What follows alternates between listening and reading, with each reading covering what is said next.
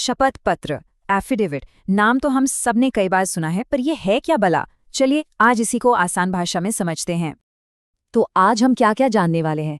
सबसे पहले एफिडेविट आखिर है क्या, फिर देखेंगे कि ये इतना ज़रूरी क्यों है, कहाँ कहाँ हमारे काम आता है, इसे बनाया कैसे जाता है, और हाँ, सबसे ज़रूरी बात, अगर इस पर कुछ झूठ बोला तो क्या होगा। चलिए सबसे पहले और सबसे बेसिक सवाल से शुरू करते हैं। जब कोई कहता है मैंने एफिडेविट दिया है, तो इसका असली मतलब क्या होता है? ये दस्तावेज आखिर है क्या? कभी ऐसा हुआ है कि किसी सरकारी दफ्तर में या अदालत में आपको कसम खाकर कहना पड़ा हो कि हाँ, जो मैं कह रहा हूँ वो 100% सच है?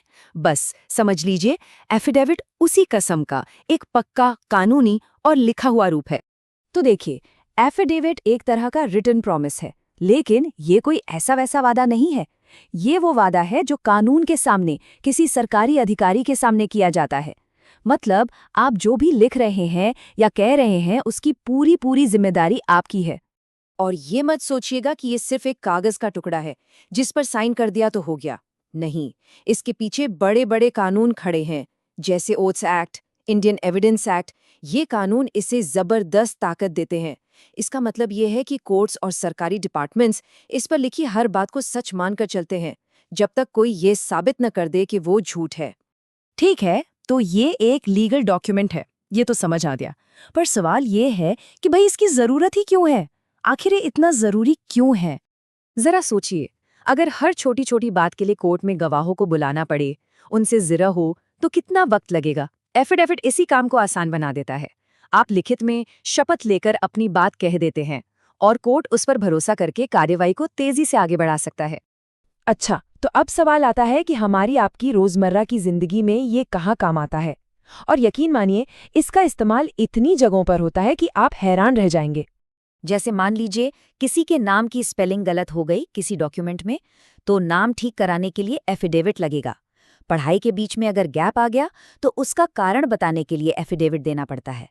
अरे, बैंक से लोन लेने से लेकर प्रॉपर्टी के वारिस होने का दावा करने तक हर जगह इसकी जरूरत पड़ती है। ये एक तरह से हमारे पूरे एडमिनिस्ट्रेटिव और लीगल सिस्टम की रीढ़ की हड्डी है। तो अब ये भी देख लेते हैं कि आखिर ये बनता कैसे है। अगर कभी बनवाने की जरूरत पड़ जाए तो क्या प्रोसेस होता है। कोई रॉकेट साइंस नहीं है, लेकिन हाँ, कुछ जरूरी स्टेप्स हैं जिनका ध्यान रखना पड़ता है। इस पूरे प्रोसेस में जो सबसे जरूरी स्टेप है वो है नंबर 4, वेरिफिकेशन। जब कोई नोटरी या ओथ कमिश्नर के सामने साइन करता है, तो वो ऑफिसर इस बात को कंफर्म करता है कि हाँ, इसी व्यक्ति ने मेरे सामने साइन किया है। और जैसे ही वो अपनी मुहर लगाता है, वो सादा कागज एक पावरफुल लीगल डॉक्यूमेंट बन जाता है। यहाँ पर एक बहुत जरूरी फर्क समझना होगा। एक होता है डेक्लरेशन यानी घोषणा पत्र, और दूसरा है एफिडेविट।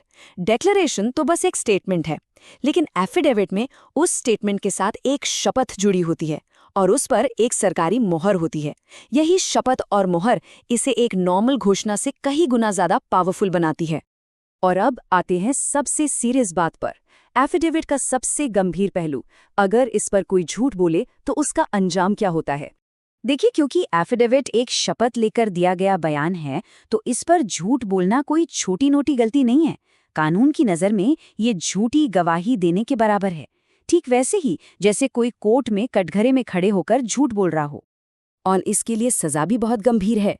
अगर कोई जानबूझकर एफिडेविट पर झूठी जानकारी देता है, तो उसे 7 साल तक की जेल हो सकती है। तो कुल मिलाकर बात यह है कि एफिडेविट एक दो-धारी तलवार की तरह है। अगर आप सच के साथ हैं, तो ये आपका सबसे बड़ा कानूनी हथियार है, आपको बचाता है।